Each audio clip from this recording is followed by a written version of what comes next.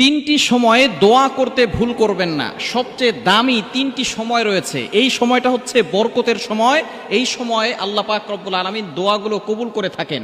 আমরা এই সময় হেলায় খেলায় অনেকেই ঘুমিয়ে ঘুমিয়ে সময় নষ্ট করে ফেলি।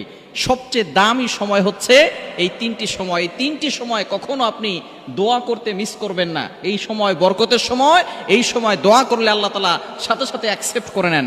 নাম্বার ওয়ান, এক নাম্বার হচ্ছে তাহাজ্জুদ থেকে ফজরের ওয়াক্ত শুরু হওয়া পর্যন্ত, অর্থাৎ যখন তাহাজ্জুদের ওয়াক্ত শুরু হয় রাতের শেষ অংশ, এই সময়টা আল্লাহ পাক রব্বুল আলামিন প্রথম আসমানে এসে বান্দাদেরকে ডাকতে থাকেন। এই সময় হচ্ছে বরকতের সময়।